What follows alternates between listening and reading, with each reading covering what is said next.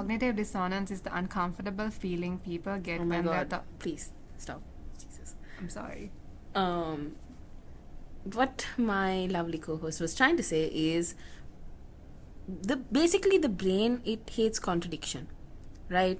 So if, for example, to all the cardiologists out there, we're not trying to call you out, but let's be for real here. Some of you do smoke, right? And then you wonder, okay, I'm a cardiologist, but I'm also smoking at the same time. It doesn't really work, does it? But you do it anyway. Yeah, your brain basically goes like, girl, what are we doing? So that's what cognitive dissonance is.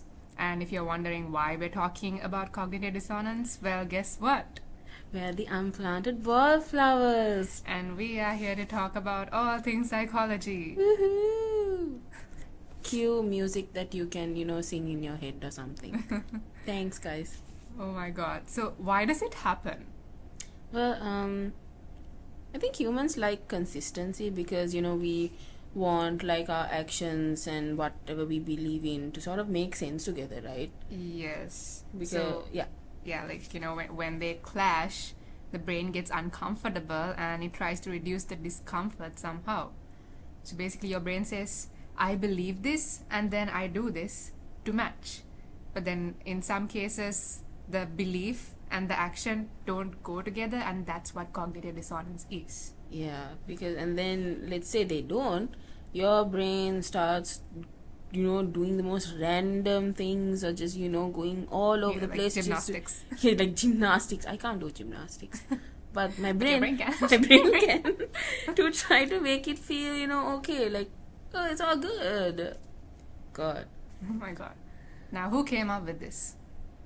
Um, Who came up with this? 10 points to whoever figures out the answer. We'll give you a Kit Kat. I'm just kidding. I get the Kit Kat. It was this guy called Leon Festinger in the 1950s. So yes, he believed that people feel mental discomfort when they hold conflicting ideas or behaviors. Thank you, Leon Festinger. Preach. Preach. So how do people reduce dissonance? 10 points to Gryffindor because I know how. I know. Wait, you're a Gryffindor? I am a Gryffindor. Oh, yeah, great. I'm not. Okay. Just kidding. Fine, whatever. So again, how do we reduce dissonance? You can change the behavior for one.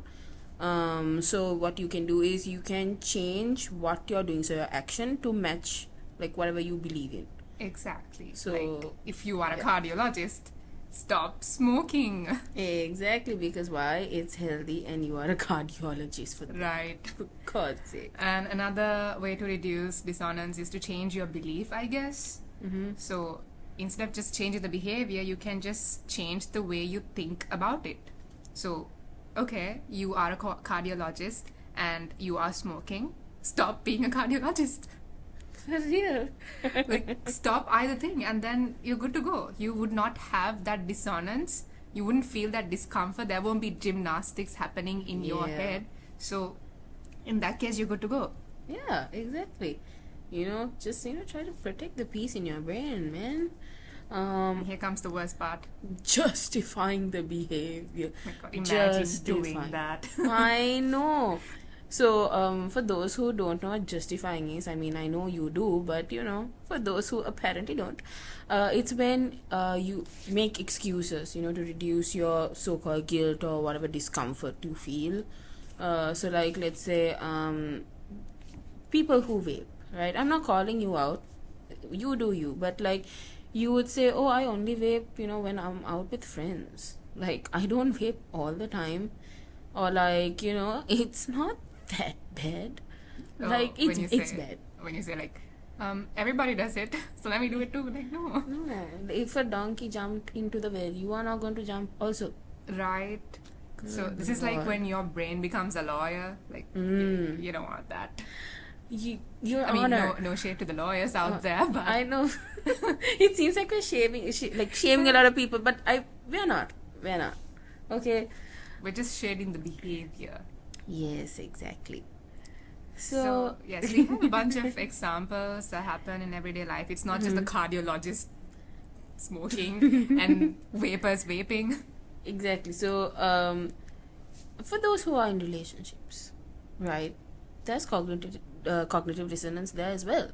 So let's say, knock those who are in toxic relationships. You know who you are, okay? So, you stay in it, but you know very well know it's unhealthy. Now that's cognitive dissonance. Yeah, and also when you ignore the red flags because you think you can fix them. This is not Wattpad. This is real life. Right. Okay. You cannot assume that you can change someone just because you are you. That's not gonna work. For real. Or like, defending someone who actually hurts you, who constantly hurts you verbally, physically, mentally. I am going through everything. But because, You can't just say, oh no, they treat me badly, but they're actually sweet deep down. Like, girl.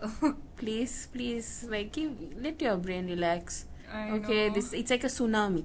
For real. Oh my god. And then ooh, friendships. This will never happen to Mahir and I, just so you know. I know. So let's say we've all had fake friends, right? I'm sure all of us some point in our lives we've had a fake friend, but you still stay friends with them knowing she is fake. Why? Of course, that's up to you. But that's another example where you see cognitive dissonance in friendships. And one thing I'm really proud about is that I left all my fake friends. Same, queen. Let's go. And laughing at jokes you actually find offensive. That is one crazy thing. Yeah, like just because someone makes, like, I don't know, it's, I get, like, you want to be a part of, like, that friend circle or whatever, but it's wrong. Why would exactly. but you still do it? Like, imagine having different political opinions and stuff, Exactly. and then you laugh at a joke that is sort of against your political opinion. What's the point of being friends with people like that, right? Yeah. Or I think this is something we all do, pretend not to care when your feelings get hurt anyway. Let's not. Find real friends. I know Exactly. maybe finding real friends is not that easy, but stay away from that toxic whatever you want to call it. Because, like, it's not worth it. It's not worth it. Imagine saying I hate drama and then staying in the most chaotic friend group imaginable. Queen, what are you doing with your life? Right? Oh my god. And I like this one though. Social media. Cognitive dissonance and how it works with social media, it's another whole... I know, it's like a factory of cognitive dissonance. Exactly. So, okay, what about those people who post about mental health all the time? Oh, look, kind of guilty in that sense though. See, real life examples, right? I post a lot about mental health in a particular internship thing that I do. But with me, I don't have any rest in that sense. So it happens. Yeah, it does. And the appearance thing, saying that looks don't matter. And then you obsess over other people's appearances online. Yeah, or posting yourself like, oh my god, be yourself. But then... And then you filter every photo. Oh my god, that is something that I really, really hate. Or like photoshopping, like your waist to be the thinnest thing, your nose to be the tiniest body. And queen, you look ridiculous. I'm sorry. And and another thing is saying social media is toxic, but scrolling for 6 hours anyway. Look, even I do that. Who doesn't do that? But like, these are again real life examples. Yeah. And then we have cognitive dissonance in health. I feel like I sort of fall in that. See, guys, you're like getting to know us little bit. Oh my god. I don't smoke. I don't smoke. I know the risks and I don't smoke. That's one thing. But then I do eat unhealthy food even while wanting to be fit and healthy at the same time. Same, queen. Yeah, anyone who knows us will know that. And then, this is something we both do basically on a daily basis. It's not that we avoid sleep, it's just that we avoid sleep. We can't afford sleep at this point. We can't afford it because it's so expensive. I know. But then the next morning, we're like, oh my god, we're so tired. But then we proceed to do it like the next night. The next night. Okay. Oh, but we don't do this though. There are some people who say I need to fix my sleep schedule, and then they start watching a Netflix series at 2 in the morning. Yeah, no, Like we don't do that. We don't even have the time to open Netflix and watch movies and TV shows. When someone brings up like the latest show, and I'm like, what? As someone who loves film, it's very embarrassing. I know, right? And I think this applies to most of us listening into this podcast as university students, where you complain about burnout. No, I know some of you all do, because someone who complains about burnout is speaking to you right now. But what do? We overwork. Well, there Constantly. And then in your head, you're like, oh my god, I don't want to do this anymore. But then you're like, oh my god, but I still have to do it. Yeah, that happens. And then, so I'm not a procrastinator. I am. I do procrastinate in some cases, but not all the time. Like, I've reduced it to a lot of, it's watered down, basically. I'm very proud of you. But yeah, I hate procrastinating and I don't procrastinate, but there are people who hate it, but they still continue to procrastinate. She's tapping my shoulder, by the way, for those who can't see. For those who can't see, no one can see. But she's tapping my shoulder. And but like, and then so let's say you have an assignment, right, that's due at 11:59 in the night, okay, but you say, oh, my well-being matters, but you still do it anyway, and then your soul, your body, it's disintegrating. Good Lord. Oh my god. Okay, so yeah, moving on to society. Society. Oh my god, society. Like when you care about the environment, but you're over-consuming. Or when you care about, once again, the environment, but then you pollute. Oh my god. I hate people like that, they go around advocating for global warming prevention and all that stuff. Yeah. And then they go around turning on their ACs. Like, make it make sense. Right. I'm so glad I don't use an AC. Oh my god, there are people who just throw tissues out there, and when you question them, like asking why did you do that, they'll be like, oh no, it's paper, like it'll just just dissolve into the ground. Please. No. Are you crazy? Don't do that. Please don't do that. Oh. I bet the earth is crying right now because of that. But yeah, and then there are people who say money does not matter, but then they go around chasing their status, power, and greed constantly. Please. Like, girl, no. Girl, bye. Right? Please. Or wanting, authenticity. But then you reward all this fake perfection you see online. Like, yeah, not just online, even physically too. Exactly. Like, please. So you get the point, right? This is what cognitive dissonance is. And yes, moving on to why cognitive dissonance can be dangerous. Dun dun dun. So sometimes people ignore harmful behaviors. They deny reality. Yeah, they avoid accountability. Or they justify unhealthy choices. You know who you are. Mm-hmm.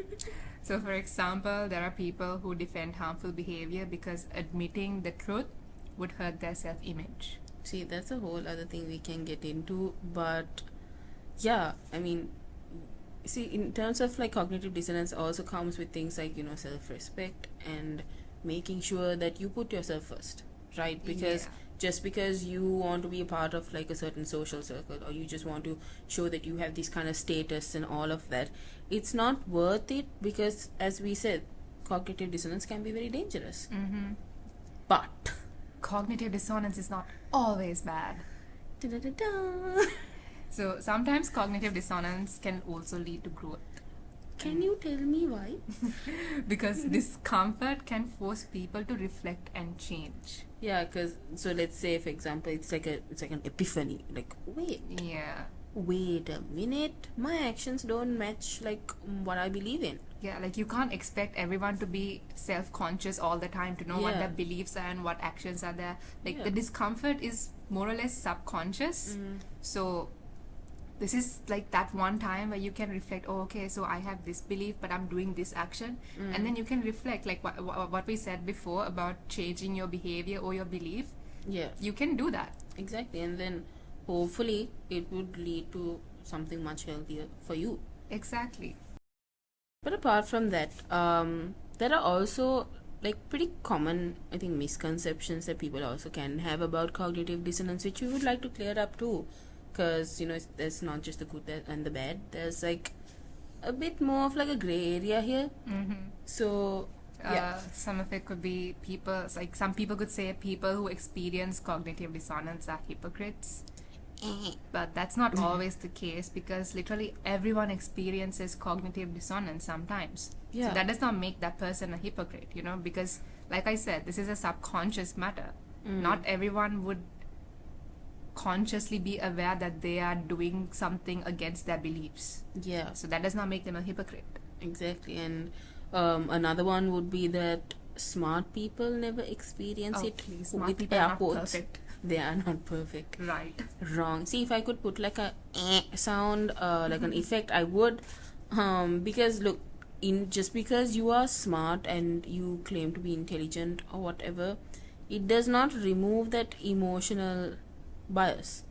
Because again, it's subconscious. We can repeat the same point over and over, but yeah. And another one would be it only applies to very serious situations. No, it does not. It happens in tiny everyday moments as well. So those are the common misconceptions that we have. Yeah. Look, there are more. We could go on and on. This is a very vast topic. Yes. And to gain more insight on this and not just us yapping around here, we Yes. have a guest today. Woohoo!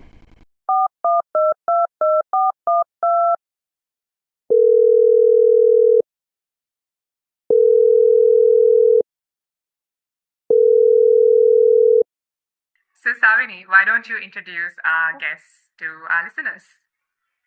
So today we were graced by the presence of an alumni from our degree program, actually, Kavindu Dionysius. Thank you for being here, Kavindu. We really appreciate it. Right. So I guess Mahira, yeah, Yeah. thank you. So Mahira can kick us off. All right. So, Kavindu, at what point does cognitive dissonance stop being just mental discomfort and start actively shaping someone's identity or worldview?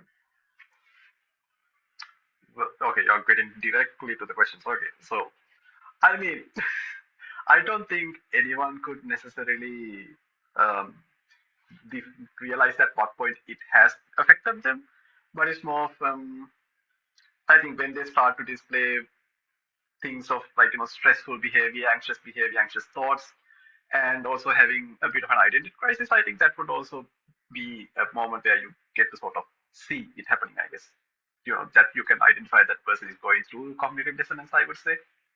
So yeah, I think that is what you were looking for. Yes, sir. Okay, good. All right. Now the next question that we have.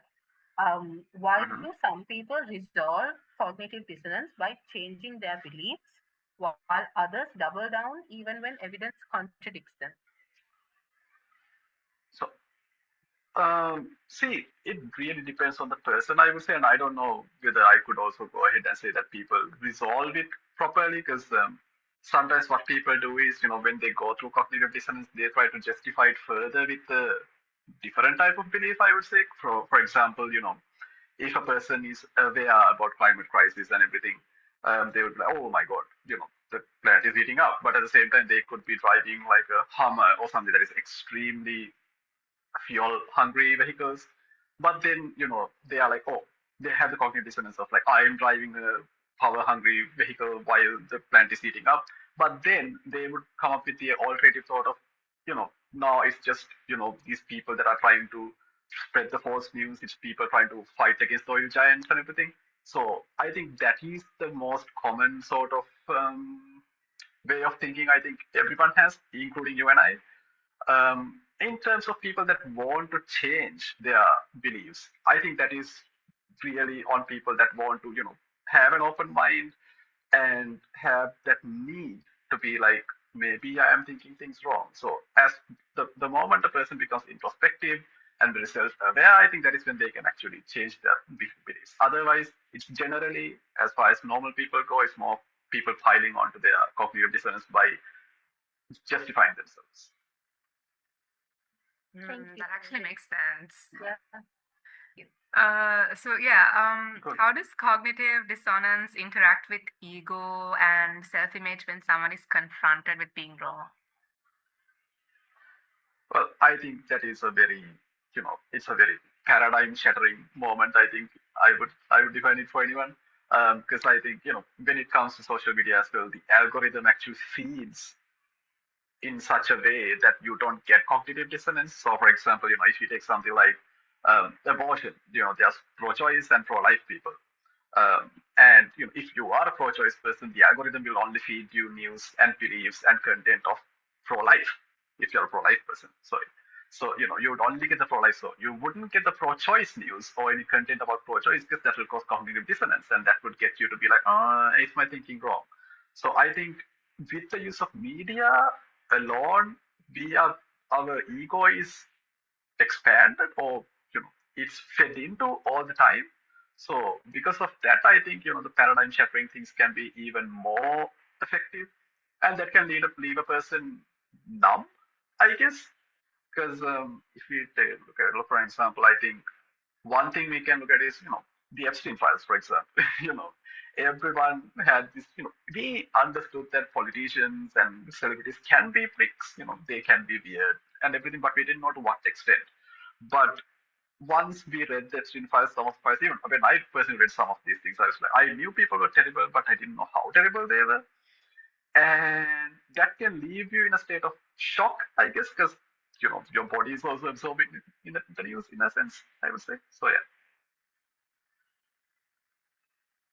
Very interesting response. I don't think I've ever thought about it in that way. But yeah, Mhm. thank you. And then the next question: in what ways can cognitive dissonance contribute to long-term behavior patterns, even harmful ones? Harmful ones. I think once you start justifying your behaviors so that you avoid the cognitive dissonance, you just can't stop. I guess one of the best things we can come up with is when we have the 3 a.m. thought, like, oh, today's the day I start studying, today's the day I change my life, and then you go to sleep, and then you wake up. You are like, I'm gonna wake up at 6 a.m. tomorrow, and I'm gonna start studying, and then you wake up and it's like 6:50, and you're like, maybe 6:30 is better, and then you get to 6:30 and you're like, 7 is actually better, and then you get to 7 and it's like, now I should get ready, and then you're like, tomorrow I'm gonna do it. So that one thought will will pile on through your daily life, I feel like, and at some point you just can't stop. And I feel like it can drive into other sectors as well. So you might start with just a thing of like, I have to study and everything, but that can later on move into things such as, I'll do the exams the next year. And then that can move on to things like, why should I eat healthy and everything? Maybe I should have a junk food today. And that can sort of evolve more and more. That is what I feel like. So my thing is, what I tell, even when I used to tutor students as well, what I tell them is, if you get the 3 a.m. motivation to study, before going to sleep, at least take 30 minutes and study. Just read a book so that it sort of rewires in your brain that the moment you get the motivation, you are going to study rather than go to sleep with the motivation of, I'm going to wake up at 6 a.m. tomorrow. So yeah, that is an advice that I give my students as well. Whoa. Oh my God. First of all, thank you so much. Your answers are so eye-opening. I'm not gonna lie. Oh my And, God, s- is it? and, s- and second of all, I've been there. I've been in that situation. Yeah. So, I mean, it's kind of relatable, I'm Yeah. not gonna lie. So, yeah, the Yeah. next question. How much of rationalization is actually just cognitive dissonance reduction in disguise? Sorry, I didn't hear what you said. How much of rationalization is actually just cognitive dissonance reduction in disguise? Hmm. Hmm. I would say a lot. I think there's pretty much a hand in hand with that, because rationalization is a sort of subjective thinking pattern that we try to push into objective instances. Because like, for example, let's say this is not the best example as well, but I can just use it. Let's say you have a friend who has a boyfriend, and your friend decides to cheat on her boyfriend. Now, generally, if this was an outside thing, you'd be like, damn, that girl is bad, she should do these things. You would have this very negative perception about the girl. But since she's your friend, you're like, actually, her boyfriend wasn't treating her well. So it is understandable what she did. So, you would go through this rationalization. But once again, it is just that cognitive dissonance, right? You won't have the belief of like, your friends are good. While at the same time, you have the dissonance of like, if a person cheats, that's a bad thing. So these two things are conflicting. So rationalization, I would say, pretty much goes hand in hand with minimizing cognitive dissonance. Because yeah, once again, you are trying to push for a subjective opinion or objective thing. So yeah. I think in that regard, even I'm guilty. Yeah. I do the same thing. Oh no. Yeah. That's a good thing. Whoever's listening, that's not a good thing. Well, the next question. Can cognitive dissonance ever be considered a protective psychological mechanism rather than a flaw? Oh yeah, definitely. Because, I will bring in a personal experience of mine to talk about this. It might feel sad for some people, but once again, I have moved on from it, so which is why I'm bringing it up, which is, after my father passed away, he passed away from a motorcycle accident. And one thing that helped me comfort myself in that moment was the thing of, if he was alive, because it was a horrific accident as well. And what we thought was if he was alive, he would have been paralyzed, he would have felt sad for us, and we would feel, sorry for him. He would have this internal mental trauma. So actually, in a sense, it's better that he passed away quickly. So that is a sense of rationalization, while also that comfort to myself as well. Right. In other ways, another simple example that I can come up with, let's say, that's less traumatic.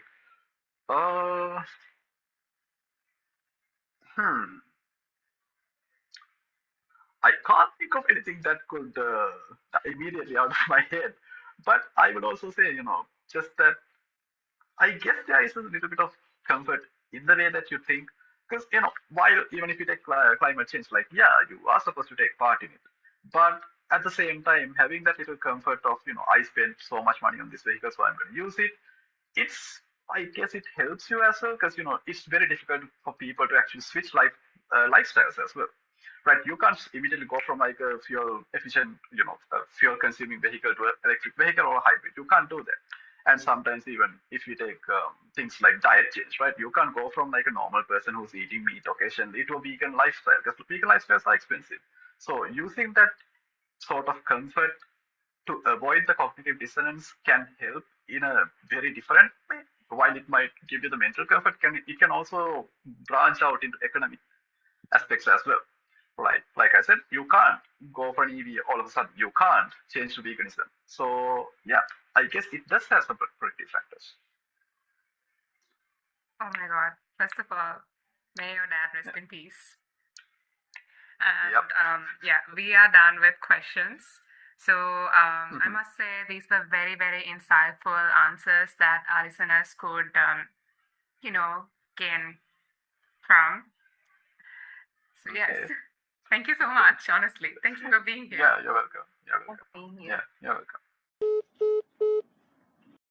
And that, ladies and gentlemen, was our very own Mr. Kavindu Dionysius, here to talk about, once again, cognitive dissonance. That's great, actually. You guys have made it this far to the episode. Let's go! You've unlocked an achievement. I've listened to this podcast 30 minutes. I will consider giving you all chocolates too. The Kit Kats. Kit Kats. Yes. So now you know that cognitive dissonance is basically the brain reacting to contradiction. Everyone experiences it. And for real. Right? And the most important part is if you are going to ignore it or if you want to learn from it.